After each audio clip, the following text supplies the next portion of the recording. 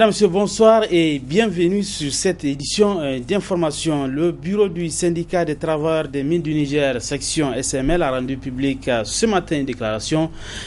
Celle-ci est relative à la situation de chômage que vivent les travailleurs nigériens de la SML depuis le départ de la SEMAFO en septembre dernier. Le résumé de cette déclaration avec Asman China. C'est le 30 septembre 2013 que la SEMAFO, actionnaire principal de la société des mines de l'Eptaco, s'est retirée de la dite société. L'État nigérien a repris les 80% des actions cédées par la SEMAFO. Mais depuis le 1er octobre, les travailleurs nigériens de la SML sont en chômage car les travaux n'ont toujours pas encore repris. D'où cette déclaration rendue publique ce matin. Depuis l'arrêt des activités de production de la mine de Samira, les travailleurs attendent impatiemment le redémarrage des activités et de la reprise de la production.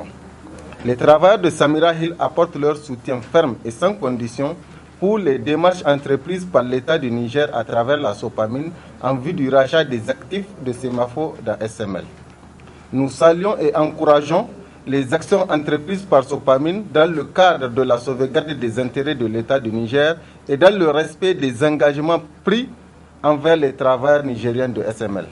Les travailleurs s'engagent à mobiliser toute leur énergie et à initier les actions positives contribuant à une reprise rapide de la production sur la mine de Samira. À travers cette déclaration, les travailleurs de la SML ont réaffirmé leur confiance à la Sopamine et leur adhésion à toute œuvre d'intérêt national. Au plan politique, vous le savez déjà, le Premier ministre chef du gouvernement Brigitte Raffini a bénéficié samedi dernier du soutien de la représentation nationale avec 43 voix contre et 70 pour le PDS. À ce propos, je propose de suivre les réactions de quelques citoyens qui apprécient diversement donc cette motion de confiance. On les écoute. On ne peut quand même que se glorifier parce que imagine si la motion de confiance n'avait pas passé.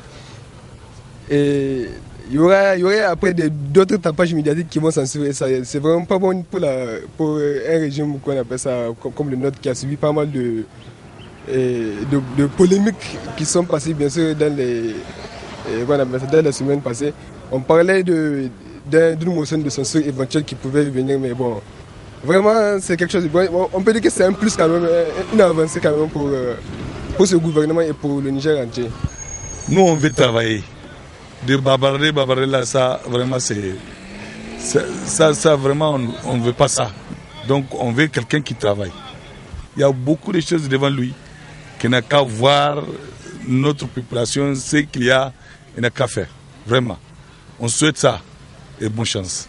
Il a eu le soutien de 70 députés sur les 113, c'est déjà une bonne chose.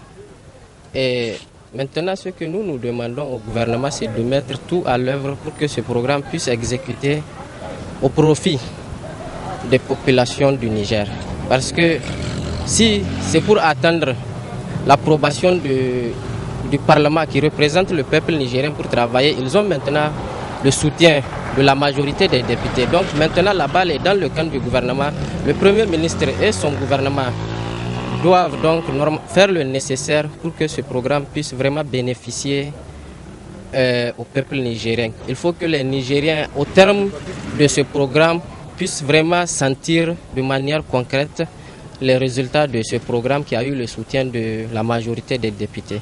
Vraiment, le gouvernement maintenant doit tout mettre en œuvre pour que réellement les Nigériens puissent vraiment sentir de manière concrète les résultats de... Ce conseil de ville de Niamey qui a un nouveau président, il s'appelle Hassan Seydou du parti Modène FA Lumana. Il a été élu cet après-midi avec 27 voix pour contre 17 pour son rival Hassoumi Harouna.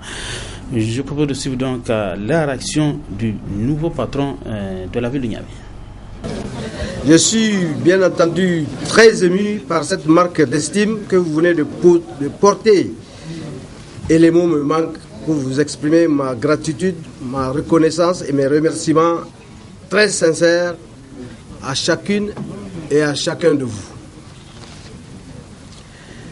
Je ne vais pas faire du programme ce soir. Mon propos aujourd'hui, c'est de remercier les uns et les autres, ceux qui ont voté pour moi, et même ceux qui n'ont pas voté pour moi, parce que de toute façon, le conseil de ville, on a eu l'habitude, c'est une famille. Nous œuvrons tous pour le bien de cette ville. Et ce que je souhaite par-dessus tout, c'est que le climat qui a prévalu jusqu'ici, qu'on fasse tout pour pérenniser ce climat dans l'intérêt bien compris de nos concitoyens. Nous devons ainsi donc constituer un bloc homogène et nous dresser comme un seul homme pour faire face aux grands défis qui se posent à notre chère ville. Face à tous ces défis, donc, la ville de Niamey nécessite un programme d'action qui doit s'articuler autour des points que je vais énumérer, tous points donc qui s'inscrivent dans la dynamique du programme général Niamey-Niala de son Excellence le Président de la République, M. Issoufou Mahamadou. Et on constate, quand on circule à Niamey, que les problèmes sont immenses. Les questions de salubrité, par exemple, urbain et l'assainissement de la ville.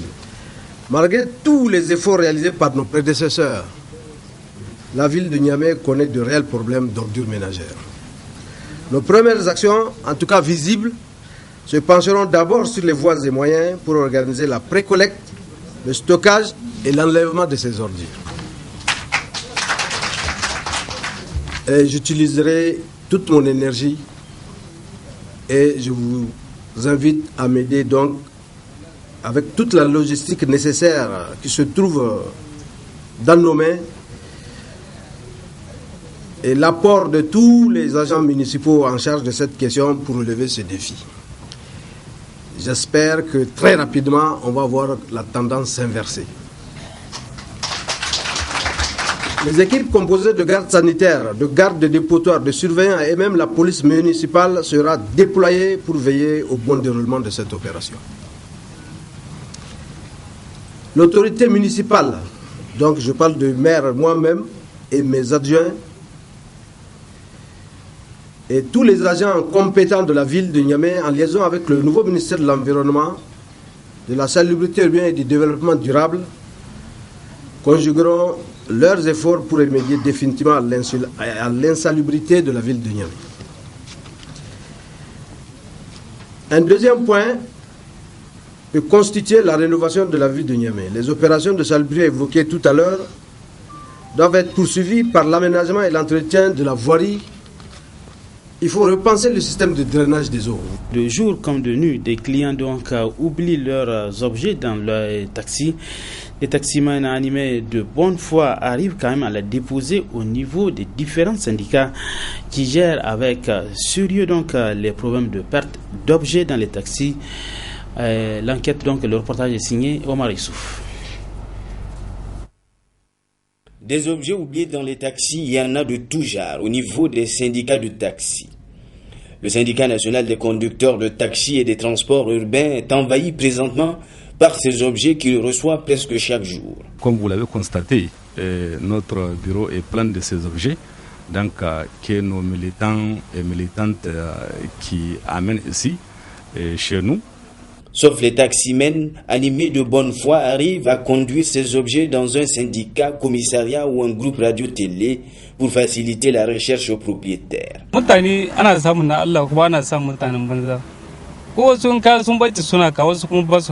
Il faut le dire, il y en a parmi nous qui gardent l'objet et c'est déplorable.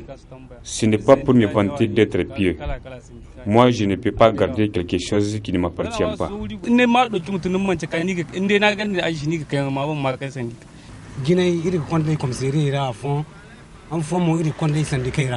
Plusieurs fois, les clients oublient leurs objets dans mon taxi. Automatiquement, quand je me rends compte, je les dépose au syndicat de taxi les plus proches de là où je suis. Pour récupérer les objets, il faut suivre toute une procédure. Nous avons un registre qui est devant moi. Quand un client et quand un militant amène les objets, donc dans un premier des choses, nous lui demandons d'ouvrir pour savoir qu'est-ce qui est dedans. Et là, quand on est invité et vérifier tout ce qui est dedans, on mentionne sur les registres. Quand on mentionne sur les registres, maintenant, on prend les numéros de ces véhicules. Et quand un client vient faire une déclaration en disant qu'il a oublié ses objets dans un taxi, et donc nous lui demandons c'est quand.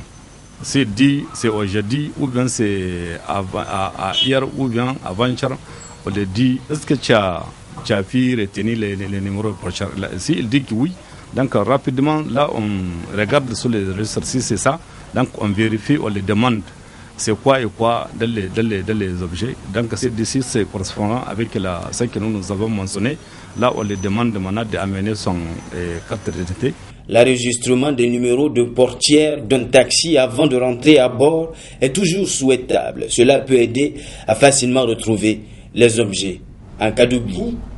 Fin de cette édition d'information. Merci à vous de l'avoir suivi. Restez toujours en compagnie des programmes de la télévision Labari. Bonsoir.